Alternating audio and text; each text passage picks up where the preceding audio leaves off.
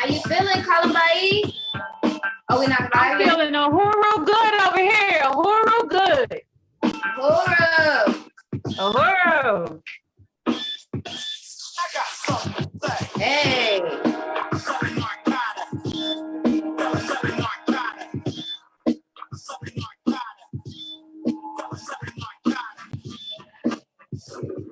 Yeah. Get it, Prince. We're gonna let everybody Come on in the room so we can talk black to you. comfortable.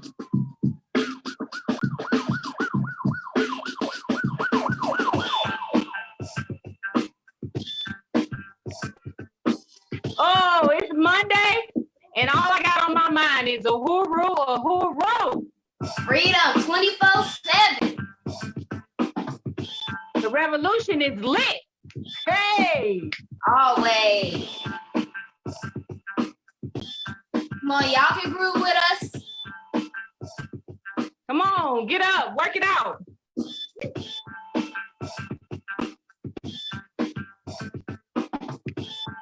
the backhead bounce. Who know about that? Oh, bring back. Hey. Yes. Tiana, you don't know nothing about that now. Wait a minute. She don't know nothing about that, y'all. Okay.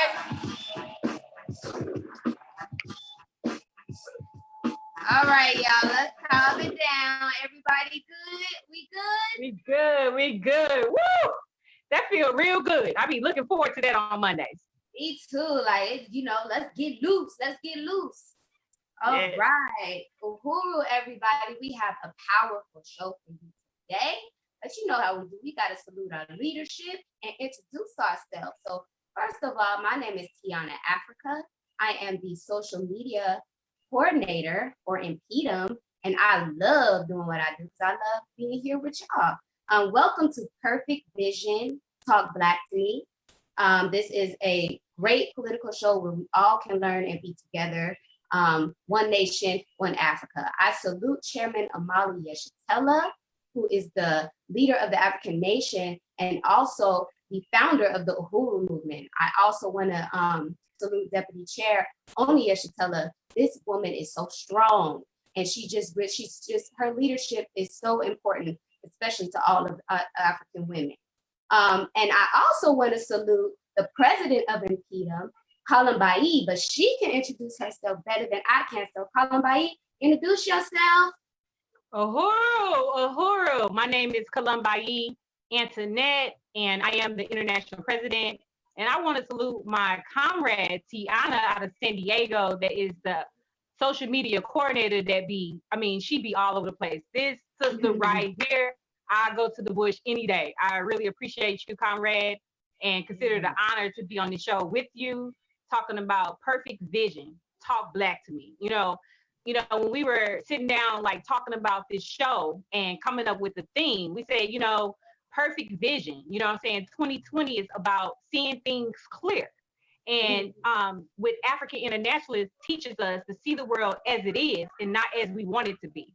And so that's super critical to everything that we do. And so we bring in a political conversation and talking black to our people. Uhuru. Thank you for that. And I love working with Kalambai because she just has so much passion, and her energy, like I said before, is very contagious. You know what I mean? We just flow. So I want y'all to flow with us today. Perfect Vision Talk Black to Me is a political show. We talk about things from an African standpoint, and we call that African internationalism. So what I want to do is I want to read out the definition, and then I want Prez to explain to us and break it down to us so we can understand and flow together. So let's begin. The definition of African internationalism: the revolutionary, scientific, and materialist worldview and theory of the African working class. And I'm going to repeat that again. It is the revolutionary, scientific, and materialist worldview and theory of the African working class. Kalambai, can you break that down for us? Yes, theory is important. And African internationalism is a theory that speaks to the African working class. So it's a scientific theory, meaning that, science is something that we can, test and know if it works. Like if you take a boiler and put water in it and put it on the stove, you know that that's a formula to make hot water because it has been tested. And every single time every time you put some water in a skillet and put it on the stove and put heat on it, it's going to come to a boil. So that's science, right? So African internationalism is a theory that explains the world in a scientific, not, faith, not, in the sky, but right here in the material world. So then the next part talk about materialism. It talk about a material scientific theory. And material means that, materialist is that I know that I have to go to work, get a check to pay my bills. A material way, I know that that's how I get my bills paid. So I can't just say I'm gonna pray and then the money don't fall out the sky, because that's not faith and works, right? So a scientific thing is knowing that if I fill out an application, if I get a job, I get a check, and then that check will pay my bills. That's material, right? And so the theory of African nationalism helped Africans to be able to explain our whole African experience. You know what I'm saying? And it unites us. It unites our struggle. It unites the conditions that we have experienced under colonialism. And then it says exactly how we get out of it. So it's a theory that you cannot do outside of the Uhuru movement. You know what I'm saying? Many try, you know what I'm saying? But it don't work. They unsuccessful because it only works because it's theory and practice. It works in the organization. So you can study African nationalists, but they don't make you an African nationalist. Only thing that make you an African nationalist is being in the organization and doing the work, And so one of the other things that I wanted to point out about theory is that a lot of, I didn't think that I had a theory, like when I met the party and I heard them saying a theory, I was like, well, I'm not political. I don't have a theory, and then I started understanding that what has been given to me is Christianity, 66 books of the Bible. And that was my worldview. That's how I found myself. That's how I identified. That's how I identified with other people and my experiences. And also from the colonial schools, they push a theory on you. You say the American flag, you feel that you won this with America, you know what I'm saying? And even though you feel this oppression and it don't make sense, you have to love your enemy, but African nationalists actually helped me to be able to see the world as it is and be able to do something in a material way on how to change what I don't like, not to accept it, but put up boundaries and fight for that to overturn this relationship so I don't pass this on to another generation. Uhuru. Yeah. Because I can't get that.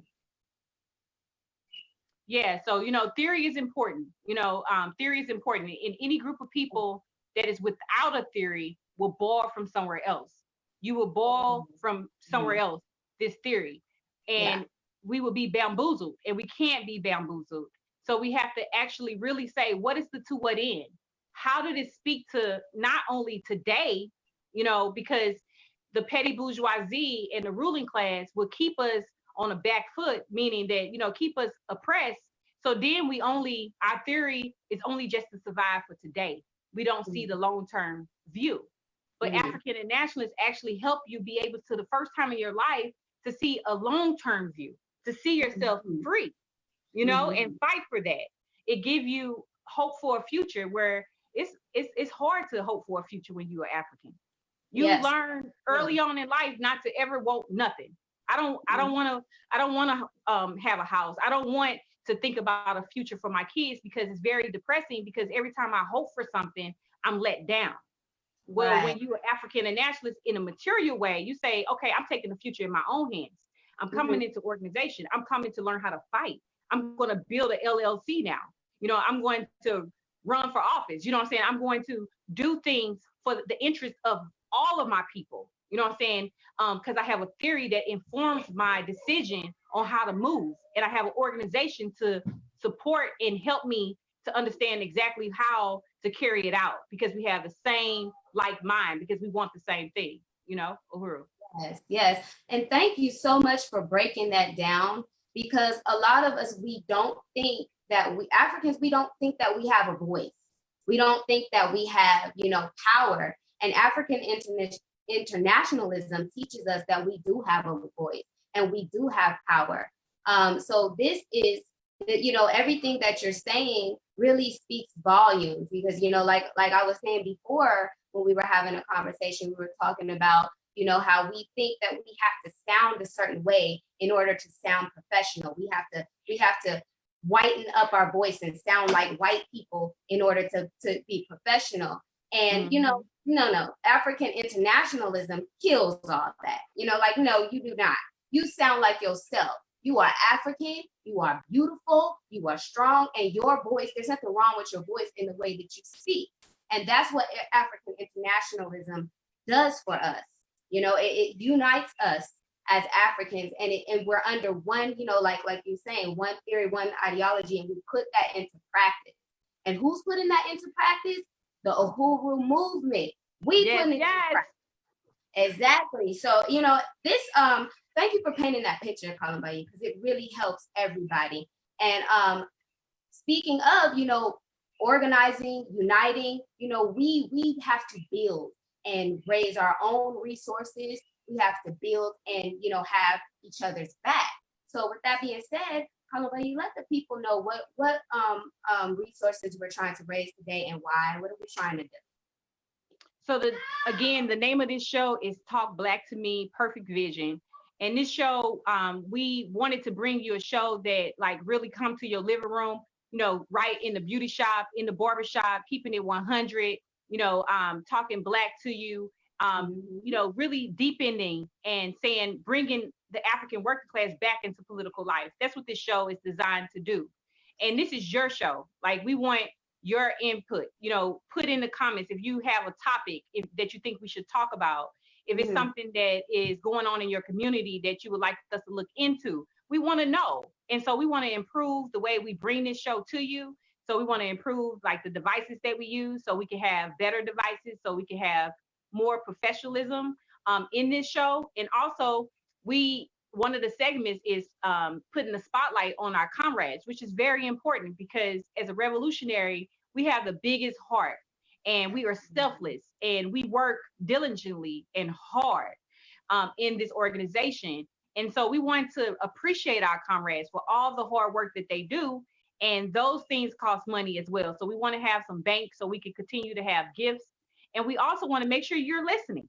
Right. And so at the end of the show, we always have a question that we ask you to make sure that you really got what we were trying to deliver in this broadcast. And so we give out a gift.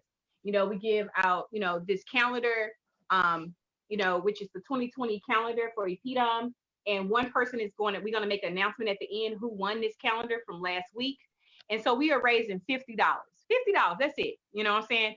$50 today. We want to raise $50 so we can continue to bring a great show and improve how we bring it to you.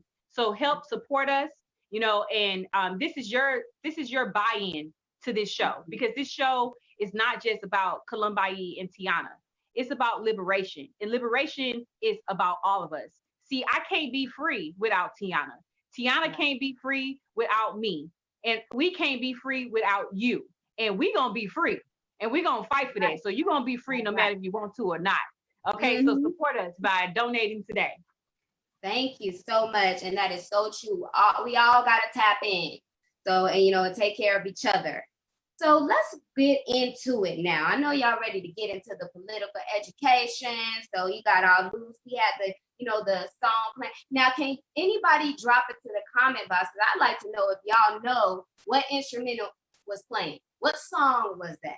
I want to know. Okay. So while y'all thinking about that, we're going to get into African resistance now 101. Okay. We're reviewing point number 2. Last show, we reviewed point number 1. And basically what this is what we want and what we believe. It's our revolutionary demand. And it's important to go through those so that we give each other power. And we know that we have power, and we know that we have understanding, and it increases our understanding, and again puts us into that, that one theory, that one ideology that unites us all to be one Africa, one nation. So I'm going to read out the point, and then Prez is going to break it down for us. Point number 2. Let's put the point up on the slide first so everybody can see. Okay, so point number 2 is we demand international democratic rights and self-determination for African people throughout the world. And I'm going to say it again so everybody can catch that. We demand international democratic rights and self-determination for African people throughout the world. Kalambai, can you break that down for us? Uhuru, this is a very great point. And for this to even have to be a point is a testimony of how corrupt this system is. We fighting for democratic rights as Black people, as African people, international rights as democratic right. So the international is that we understand the theory of African nationalists teaches us that African people are one people. And the difference is where the boat stopped at. From Africa, from the islands to the UK, no matter where Africans have been dispersed through slavery, we are one people.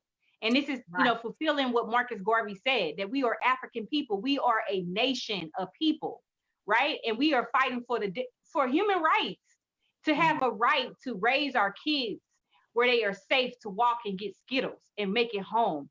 A right to sit in our own homes and sit on our couch and eat ice cream without being shot by the police.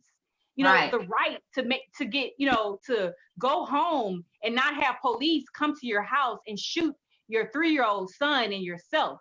The right to drive down the highway and make it home safe. The right to send our kids to schools where they'll be educated on truth. The right to have grocery stores in our community, where we can have food that lives, not food that kills.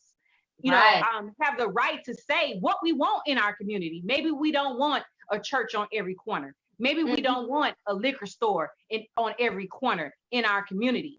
Well, right now we don't have the right. We don't have our own court system. We don't have our own school system. So we have to fight and, for a democrat right. And that is really, really critical. And it's so important for people to join the International People Democratic Uhuru movement to expose these kind of contradictions and then say, what are we going to do about it? And so every campaign that we have, from African short genocide to reparations, to every campaign that we lift up high, it has a to what end, and it never sells out the long-term interest, which is liberation. So we won't participate in a kumbaya, hands up, don't shoot. We won't participate in Save My Sons and a fight against Black on Black crime. And someone would say, well, Columbine, why not? Because those things keep us running around in a circle, blaming ourselves and never pointing the finger at the corporate, at the state. We could put signs in our yard saying, save my son. We could put signs in the yard saying, don't love each other, don't kill each other. That's not going to work, because we have a corrupt system that the worst crime to humanity is poverty. Until we address colonialism, we will continue to be catching hell. So Africans have to come into political life and really point to, so we can see that this is a real problem with this corrupt system that we have to fight against, and fight for the democratic rights, and say Africans choice genocide, reparations today. They say cut back, we say payback. Payback. That's right. That's right. And you know what? This is so powerful to be talking about this, because white power aims to tell us that they don't want us to be to engage in self-determination. They want us to believe that we are the parasites and they are the hosts, and it's the other way around. Okay. They need us in order to thrive and survive. And they want us, they would love nothing more than for us to repeat, crap, trash, like oh, we don't have any power, or, we don't have to demand reparations. We're never going to get reparations.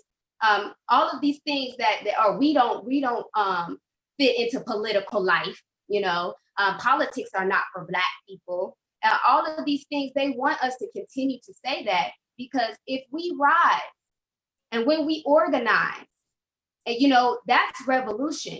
And that's what they're scared of, because revolution kills all of that. It kills white power. And then it puts the power back into the people's hands.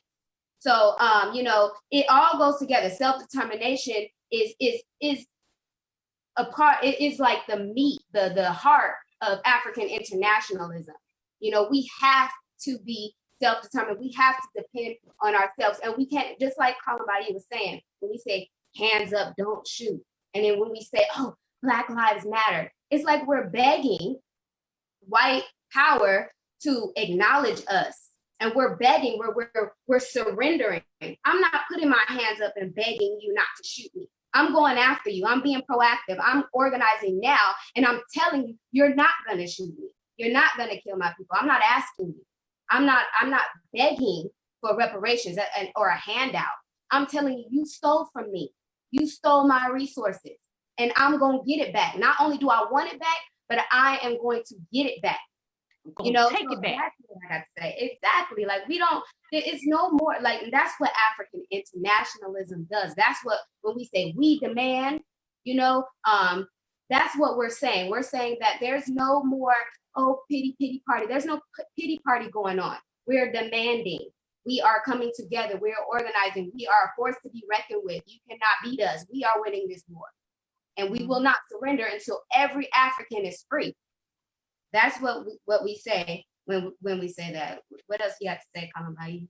I know you got some more things to drop. What I was thinking about is, a fighter, a professional fighter. A professional fighter is different than, somebody that fight in the hood, right? Right. You can have like the toughest person in the hood that beat up everybody. I mean, he beats up everybody. And you put him in a ring with a professional fighter and you will see him lose easily because he's not disciplined and he haven't learned the art of fighting, right? You know what I'm saying? So he might got all the heart. He might be actually stronger than the person that he's fighting, but he's not disciplined and he haven't learned the science to getting in the ring and fighting professionally. So what we're saying is that, it was generation after generation that have came up in this social system where, that nobody taught us how to fight. I didn't. I was submissive to the system. Even when I thought I was fighting back and I didn't want to be submissive, but all my life I was only taught how to be submissive, And so coming into the organization, the day I met Chairman Omali Yeshitela on Kentfield Drive, I learned, from someone that had been in the fight. Because if you don't find a coach, I want to win. You know what I'm saying? Right. Like when I'm talking about fighting somebody, I want to win. So that means that I want to discipline myself. I want to I want to, change my diet. I want to start going hard in the gym. I want the best coach. I don't want the coach that's going to side with me. I want the coach that got some, got some skin in the game. You know what I'm saying? And Chairman Omali Yeshitela got skin in the game. You know what I'm saying? He ain't been here since the 60s. He's seen the revolution. He's seen the failures and the victories. You know what I'm saying? He been summing it up. You know what I'm saying? He been to jail. He haven't never turned on the people. He have always stood the test of times. So this is the best coach you could ever have to teach you how to fight against a system where we don't have, that have murdered every person that have stood up to it. You know what I'm saying? So if we talking about, being a part of something because we seriously sick and tired of being sick and tired, and I don't want to be a victim no more. I'm tired of telling my victim story, sitting in a room with Black people exchanging and see who the biggest victim is. Time out. You can have all that. I'm saying that I'm a warrior. You know what I'm saying? And I'm saying that Chairman Omali Yeshitela and the African People's Socialist Party breed warriors. Warriors, people that say that I'm a warrior and I am going to war with this system that have, been built of the oppression of my people, and it's our responsibility to fight back and overturn it by any means necessary. No surrender, no compromise. Right. Uhuru. And before we move into Keep It 100, I just want to say that was beautiful, Columbia. And if y'all don't want to join after this, I don't know what's going on. Because you know what I'm saying? Look at these guns right here. These guns, exactly. Okay, you want some guns like these? You want some ammunition? Join Impedum. That's how you get the job done. Okay? So now I want to move into Keep It 100. For Keep It 100, we are going to talk about Ahmaud Arbery, because we want to make sure that everyone continues to look at this and what's going on and not let it be swept under the rug like white power is trying to do.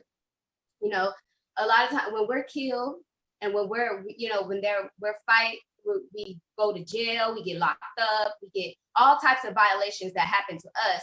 What white power tries to do and what the system tries to do is sweep that under the rug, hide that, and a lot of times they get away with it. There's so many things that we don't know about because they get away with hiding it.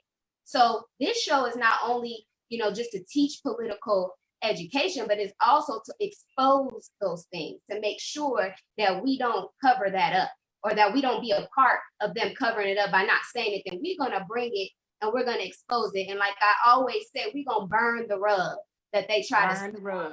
We burning it. We're not just moving out the way, we burning it. So I would like for the slide of Ahmaud Arbery to be put up now, and then I will give you the backstory on what's going on.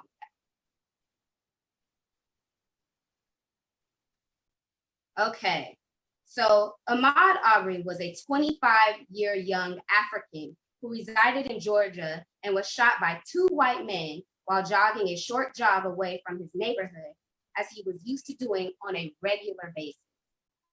Ahmaud Arbery was a former high school football player and was an avid jogger known to love to keep in shape. On February 23rd, Ahmaud was shot and killed by colonizer and parasite Gregory McMichael, a former police officer and investigator with the local district attorney's office. McMichael, along with his parasitic son, Travis McMichael, teamed up, chased Ahmaud down, and murdered him in cold blood. Ahmaud was shot with a .357 Magnum, and his killers gave the same old tired excuse of he fit the description. His killers roamed free months after his murder, and the district used the coronavirus as an excuse of why it took them so long to make an arrest. As we know, every 8 hours, an African is killed by a white power-driven white cop or a white power-driven white vigilante. I'm going to repeat that fact again. As we know, every 8 hours, an African is killed by a white power-driven white cop or a white power-driven white vigilante.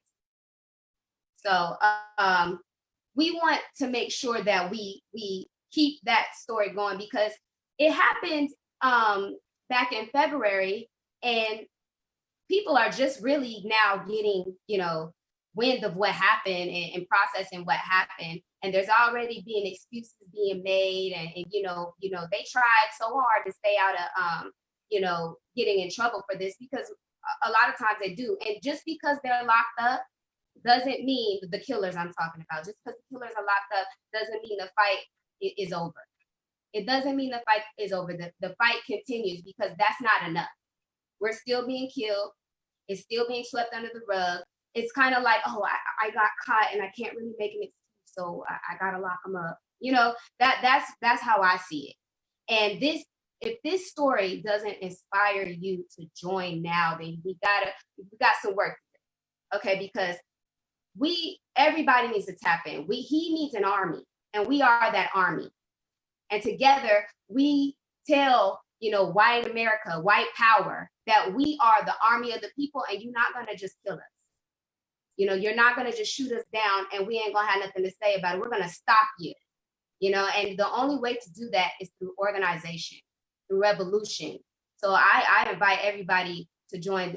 Columbia, do you have anything to say on that before we move? I really appreciate everything you said and unite with it. Unfortunately, these things happen in our community. You know what I'm saying? And, you know, protest is good, but we have to say, to what end? To what end? You know, if I thought protest alone was going to get us free, man, I'm talking about we'll have a protest every day. But protesting just in itself is not going to liberate African people, and it's not going to stop us from getting killed. Like my comrade just said, even with these white people being locked up or being charged with something, and if they go to jail, that's not enough until every African is revenged and every criminal is in jail. We have to fight for liberation. You know what I'm saying? We have to fight. You know, how can I be okay that, you know, they killed my daughter, but I'm okay because, you know, they locked up her killer? No, Right. because they still can kill my other daughter. The same system is still in power to take another one of my loved ones. Yes. You know, like, no, I'm not going to let you do it twice. Right. You know, no mother should have to feel the agony of losing a child like this. And then they criminalize us. You know, then we got to get on the TV and say, my son was good. He went to church on Easter. You know, he said his prayer after he ate his food, and people liked him, and he laughed too. And, you know, like, it's just, it's time. Right. We say, touch one, touch all. When you touched him, you touched us all. And I know without a doubt that the Uhuru movement will continue to fight for the liberation of African people. If you're on the side of us, or if you're just a spectator, you know what I'm saying? The Uhuru movement is one that I can guarantee, like, I have complete faith that this organization would never, ever, ever surrender. Never surrender. We'll be fighting until it's won. Yes. Until it's won. Yes. And that's so important, because when I look at Ahmaud Arbery, I mean, that's me. When I look at his mother, you know, and her hurt, I see me. You know, I see all of us. And that's what I'm saying when I say it's already happened to us. When we look at that, that shows me that it's already happened to me. It's already happened to my son, you know, because that they're in danger. You know, they are in danger, and we have to protect ourselves. We cannot depend on nobody but ourselves. So that's why, you know, that's why I joined. I have my whole family that is in Pedum, okay? And I have my children. I have a 7-year-old and a 9-year-old. And they are like, Mommy, what else we got to do? What, you know, what's our task? Because I tell them, I say, you guys are revolutionaries. You're going to grow up that way. You're going to be that way. And your children are going to be that way. Your children, because we're not stopping. We are not surrendering. Okay. And when we get the power in our hands, we're still going strong. So we will be revolutionaries until the day that we die, you know? And so I really want everybody to really let that sink in, that it's happening to us. We may have our sons and our daughters sitting next to us, but we don't need to look at it like, no, when are we next? And you know, like, as a, you know, we're scared. Okay, we need to look at it and fight with courage. And we need to look at it like it's already happening to us, and it ain't gonna happen no more. And that only comes through, again, organization. We gotta say it, we gotta repeat it, you know, and really, really drive it home so people will get that. You know, I wanted to say one more thing, if it was okay. Yeah. You know, I remember a post that comrade Aisha, that's the director, Dr. Aisha Fields, that's the director of APDEP, that's leading our work called the People's War with this, you know, this virus, you know. And so I really salute and appreciate her. And she made a post right after this came into the news and said that if I walk up to you and slap you right now, you're gonna want to fight. You know, you are going to want to fight. If I walk out my house and see anybody in the hood and I just walk up to them and smack them dead in their face, they're going to be ready to fight. Right. You know, but every single time an African is killed, then they say we did something wrong because we're supposed to appeal to somebody's emotions, to somebody's human side. Somebody walked up to me with guns chasing me down, and I'm supposed to turn around and plead with them or fight for my life. Like, really? You know, like, no. We can't plead with a system. I mean, 500 years. It has not been, if somebody on this live can show me where I'm lying, but it has not been a time for 500 years from no decade that we have been in where we have not been murdered by white people.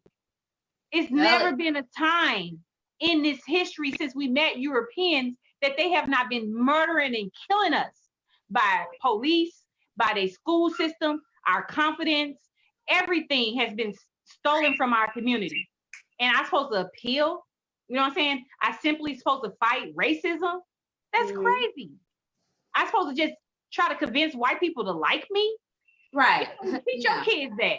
You don't believe that. Nobody on this live believe that. Because you don't teach your kids that. When your kids come home and say, Sandy don't like me, you say, so what? Okay. She don't like you. You wasn't made for Sandy to like. When you came in this world, you came in it by yourself. You know we get that spill. Right. So then why do we change the narrative when they killing us? You know, they go into churches and sit and pray with us and then pull out a gun and kill us all dead. And then we supposed to say, I forgive him. No. I have no tears. No tears. Okay. Absolutely none. It's fighting words now. Ain't nothing nobody can say. You know what I'm saying? At that point where the bully bullied you so much, ain't no talking no more. You know what I'm saying? You already know what you got to do. When you go to school, boot up, okay? Put your Vaseline on your face, pull your hair back. You know what I'm saying? You ain't wearing no earrings because you already know it's game time. That's what I'm saying. I'm saying it's time. The revolution is lit. Ain't no more talking. It's time to write POAs, plan of actions, build contending and dual power, struggle to organize, discipline yourself with self-criticism, and give criticisms and move out of your subjective way to make this revolution. Okay, you better tell it. Move out your subjective way means take your emotions out of it and put your skills and your time into the organization. You know what I mean? Take your emotions out of it. It's time to organize and be strong. You know what I mean? So, and like you said, I just really, really, really love what you said when you said we get on here talking about something, or we see it. I forgive those who, hurt my son, and I want to encourage you all not to get upset. And it sounds real coach too. Like somebody, is coaching, trying to calm the people. Okay, who's scared?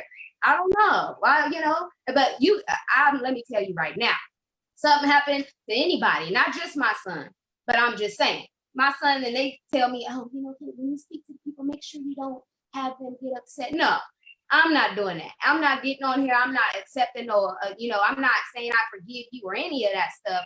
I'm telling you, I'm going to fight you. And I'm going to tell you, I'm going to fight you with my army. And my army is the Uhuru movement, okay? Yeah. That's your army. We are your army, okay? And so tap in, join. Don't be scared. Don't be scared because they're not scared to kill us, okay? So don't be scared to come and organize with us. And don't let any of your fears in your head, because we have colonized minds that we have to work through, and tell us that you don't have enough to do this. I always say this. Don't let nobody say, or yourself say, I don't have enough money. I don't have enough skills. I don't know how people are going to view me, or, I'm not a people person. Scratch that. You are a revolutionary when you were born African, okay? You were born revolutionaries. You were born having to fight, okay? And we still have to fight. So you are who we want. You are who we need. Because like Columbine said earlier, I can't get to freedom without her. She can't get to freedom without me. We can't get to freedom without y'all. So with that being said, I really want to speak about, some of the campaigns that we have going, because we have a special guest. And special guest, come on through. Yes. So Africans, we not only charge genocide, but we demand reparations. We do our things through campaigns, through organizing, and we're not scared. Who's really saying, you know what, we're going to charge the government with genocide? Who's really saying we are going to demand reparations and getting those reparations, okay? So today we have a special guest who is the chair of the Reparation Certificate campaign. And we're going to bring on Quante Subaba. Uhuru! Uhuru, comrades! Uhuru! Uhuru, comrades. Talk black to me. Uhuru. I want to appreciate this show. I'm really like enjoying myself. So, you know, the revolution is definitely lit. Anyway, oh yeah, I want to appreciate your leadership, Kalabai, and the comrades. You know, the sisters, they doing their thing. They got a lot of energy because they are definitely fighting this revolution. We all are. So I'm Quante Tubaba. I'm the chairman of the Reparations Certificate Subcommittee.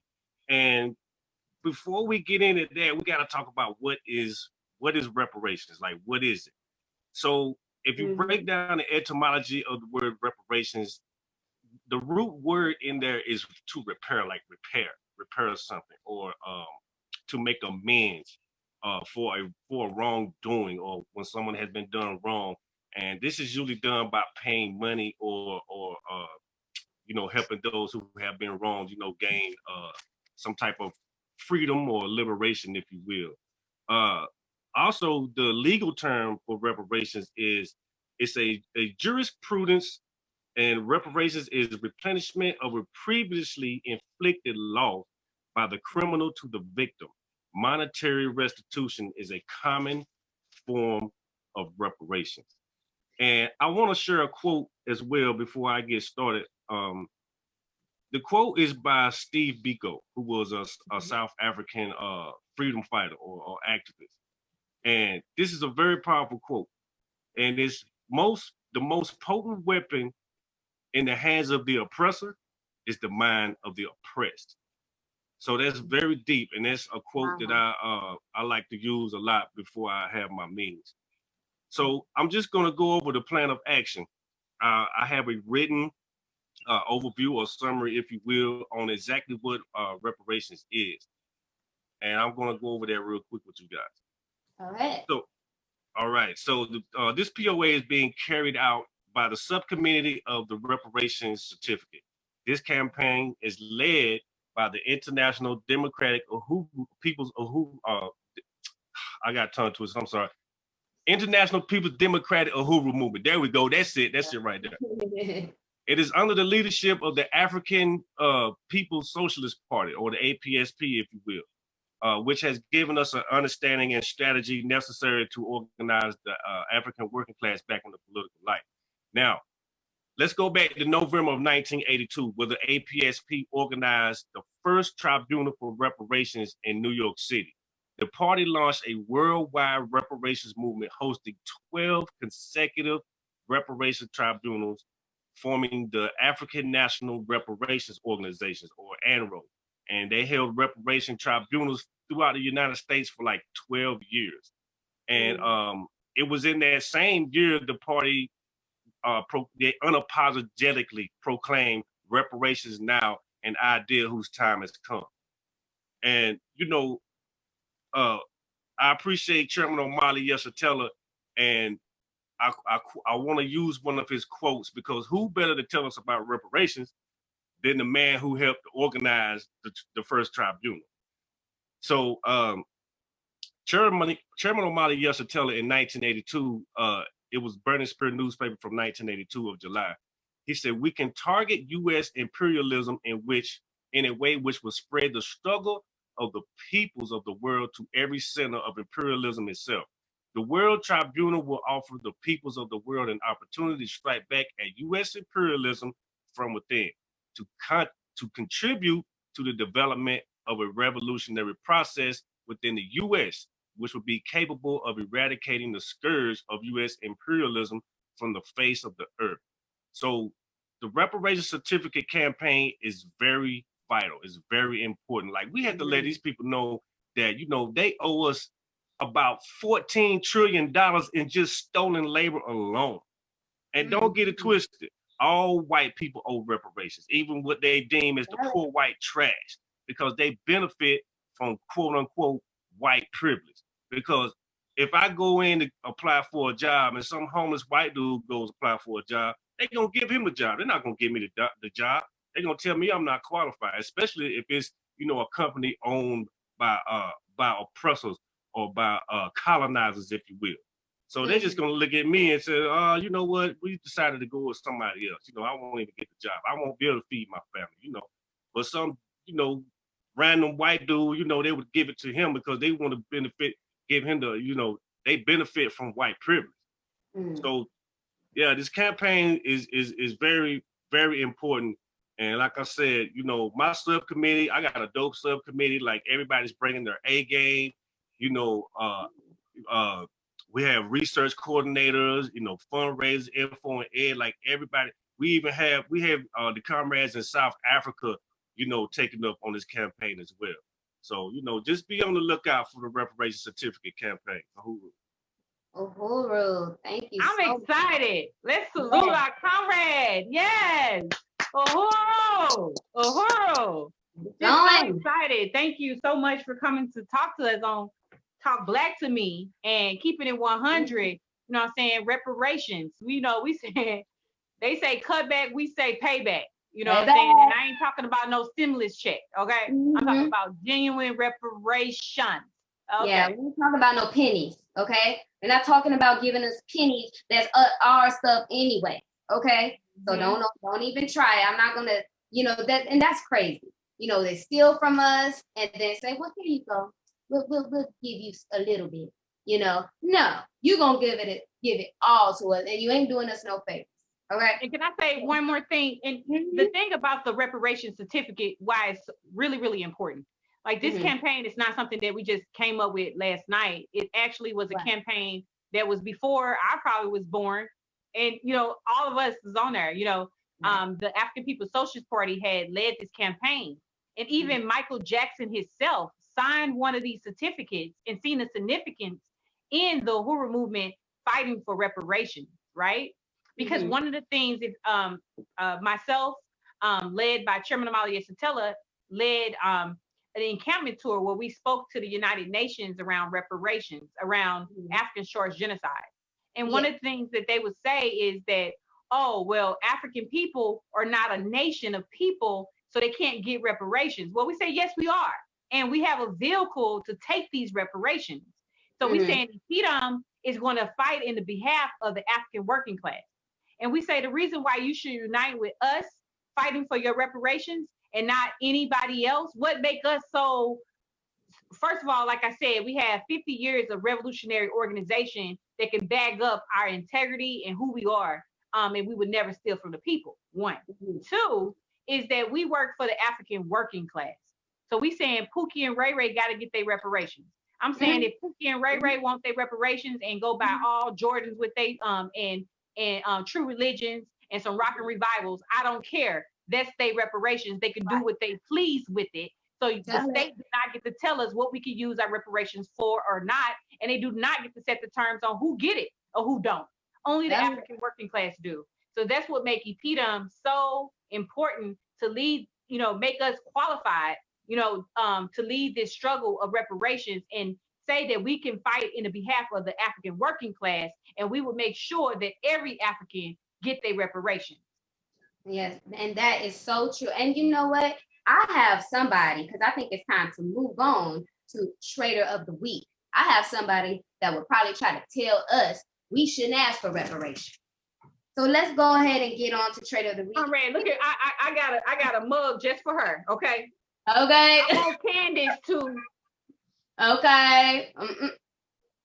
We know. Okay, and this sell out, bullet. That's right. The Trader of the Week is Candace Owen. Now, Candace Owen has been running her mouth about Ahmaud Arbery and basically condoning his murder and supporting the murderers.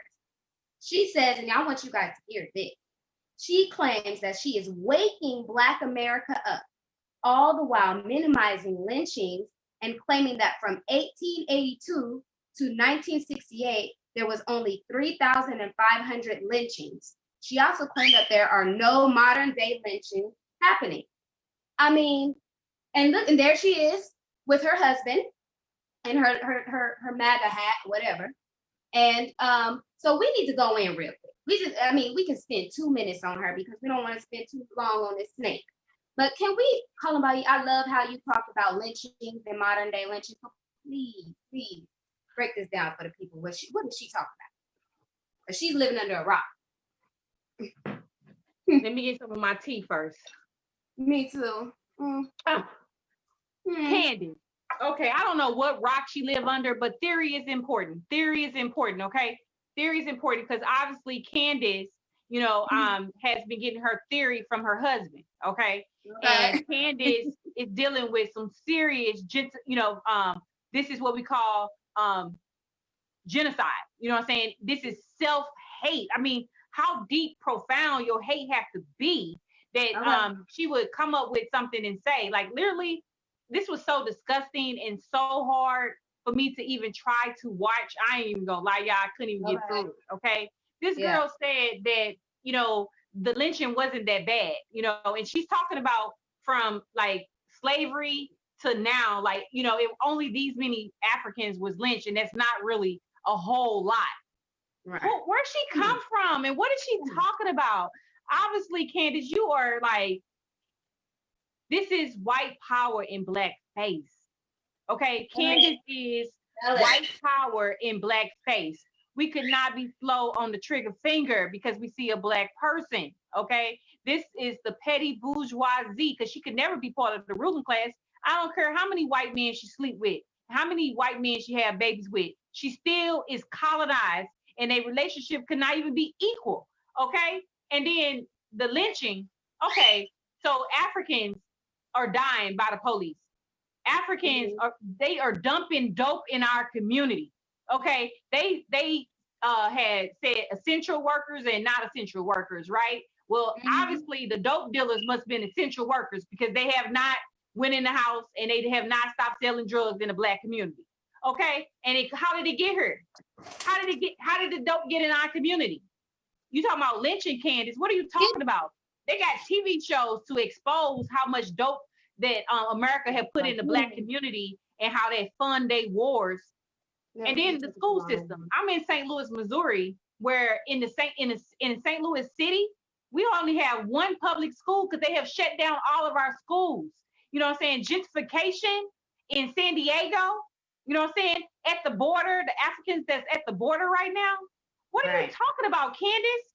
What rock have you been under, sweetheart? Right. I need you to get from underneath that white man and come to reality. Tell it. And then at one point, she started talking about the media and how the media, is pushing an agenda. Well, damn right, Candace, the media is pushing an agenda, but they not pushing an agenda. The reason why you famous on Facebook and getting 300 people watching your dumb ass is because they want what you say to be out to the people. But we go live and get 25, and we grateful for the 25 revolutionaries that's watching. But they are not going to help us share this live if you don't share it yourself. We are going to have to do it ourselves. So I don't know what Candace is talking about. I don't even like spending this much time on somebody is dumb, but you are definitely the sellout up for the day. And I say sellout, bullet. Bullet, tell it. Okay, so we can put some real comrades on there and recover from Candace. Yes, recover. We gotta recover. We gotta revive her. Okay, so we want to put up our comrade spotlight. So let's put her on up, and Columbine will explain why we chose her to be comrade spotlight. So our comrade of the quarter, we chose comrade Marissa. And Marissa is out of San Diego. Uhuru, Marissa, yes. This comrade is so deserving of this award. Comrade Tiana, would you like to read what we wrote on her thing to the people? Yes. Real quick. Okay, so it says, Indigenous people are colonized too. The Uhuru movement and our Revolutionary Party doesn't want to take land that belongs to Indigenous people. And PDM is building international support for real socialism and worker state power. Join in PDM. So Comrade Marissa is an Indigenous woman out of San Diego. And we met Marissa and she came into PDUM and have done incredible work as my secretary on the executive committee. And anybody knows that like the secretary work is critical to an organization. It's her responsibility to make sure that I am where I need to be. It's her responsibility to make sure the whole executive committee is following up on action items, that we are carrying out our responsibilities. And Marissa does that and more. Yes. She writes, she writes, she edits. She's my secretary. She's my comrade, and I will go to the bush for her any day. And we just really want to salute Marissa for all of her dedication and her work to struggle to overturn this capitalism, imperialism, filthy, dirty system in a very way. Now, I just want to say that we felt like, putting the spotlight on our comrades is important to appreciate all the hard work. And this is not based on like, right. I didn't have a relationship with Marissa before this. And my relationship with her is a camaraderie relationship. It's built on principle. It's not built on subjective feelings if I like you or not. You know what I'm saying? Right. Even if it's days where I, ain't too fond of her because she's pulling out action items for me to get done, this is still my comrade that, I love and appreciate because of her struggle and the work that she do. It's not what she say, it's what she do. So I just really wanted to say that this is not based on a subjective relationship. It's based on principle. You know what I'm saying? While we saluting Comrade Marissa today. So we are going to be giving Marissa, I don't have the t-shirt that we're going to be giving her, but we are going to give her a reparations t-shirt. And she will be getting that and a certificate. And we want to salute and appreciate Marissa for all her hard work, like I said. Uhuru, Marissa. Marissa. Okay, so I'm going to move on to announcements because we are running a little out of time. So I want to go ahead and get these announcements out, and then we're going to go on to the question of the day or of the week, and then we're going to close it on out. Donate. We still need $50. So donate.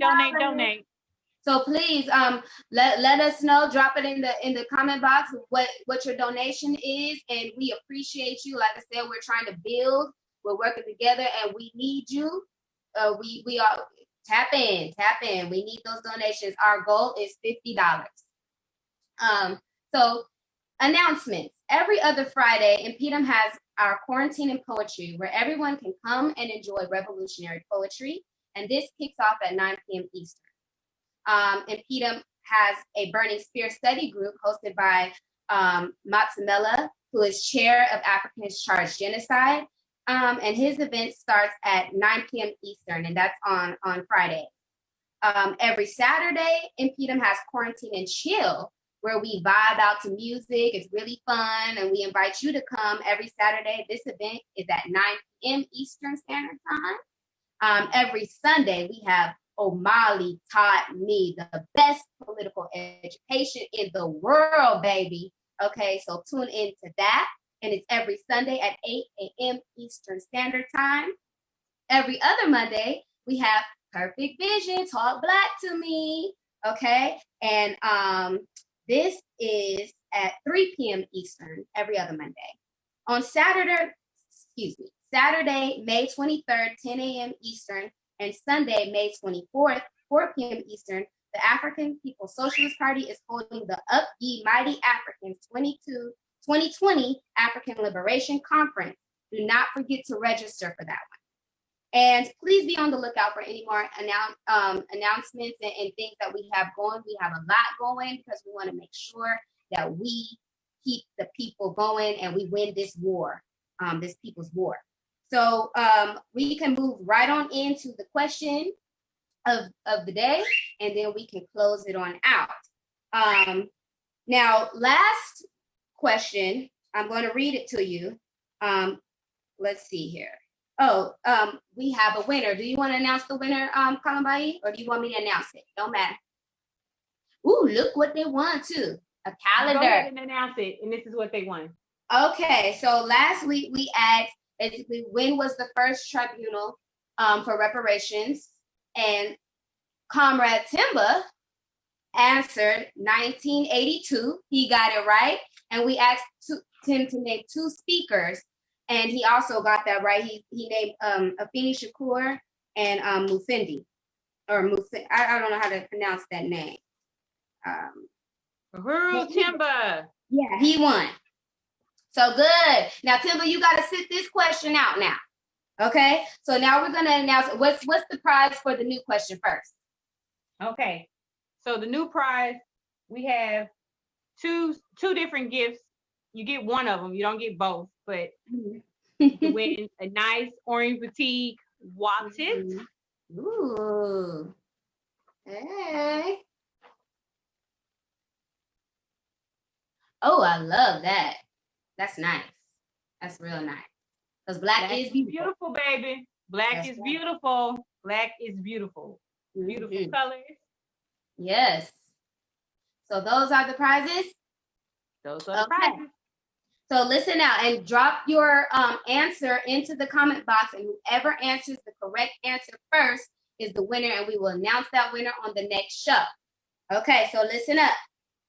In this show, we mentioned how many hours goes by before an African is shot by white police and white vigilantes.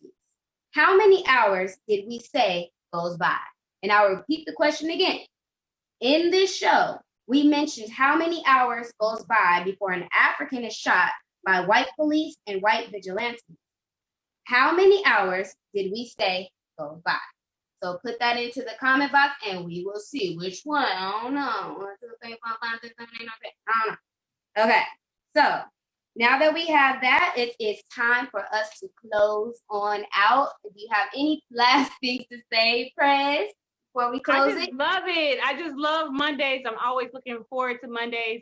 I appreciate everybody that's watching, everybody that shared the live.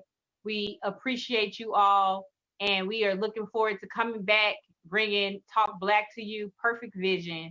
Not next Monday, but the Monday after that. So wait for it. And thank you guys for joining us. And we will see you next time. Uhuru.